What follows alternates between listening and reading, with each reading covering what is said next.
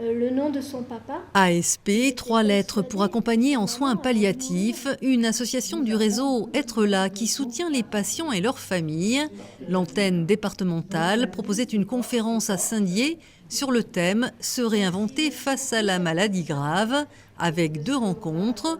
Valeria Milewski a créé sa profession quasi existentielle, validée aujourd'hui par une thèse. Elle est biographe hospitalière, formatrice au métier de passeur d'histoire pour les personnes en fin de vie. L'idée est effectivement de proposer à des personnes qui sont très gravement malades de se raconter, de dire oui, leur vérité, parce qu'en fait il y en a beaucoup. C'est comme un peu des pièces du puzzle qu'on a remis dans l'ordre. J'ai dû accompagner 400 personnes et les médecins le disent systématiquement, c'est que les personnes sont beaucoup plus apaisées. Chaque entretien donne lieu à la création d'un livre édité à 3 exemplaires, gratuit pour le malade, le plus souvent financé par l'hôpital.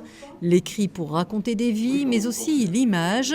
Le photographe Philippe Collignon, lui, a osé exposer les marques laissées par le cancer sur sa peau dans une série de clichés intitulée « Du corps en filigrane ». J'avais réglé mes comptes avec la maladie, mais pas trop avec le corps, ce corps qui n'était plus tout à fait le mien.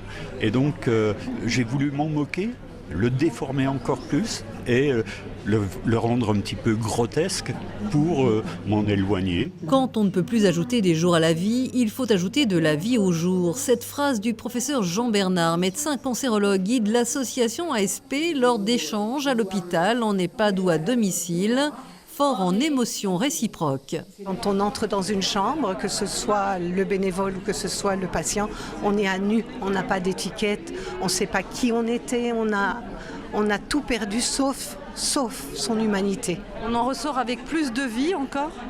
Évidemment. L'ASP recherche activement des bénévoles, des vocations pour accompagner en soins palliatifs les malades et leurs proches et répondre notamment aux besoins dans l'Ouest vosgien.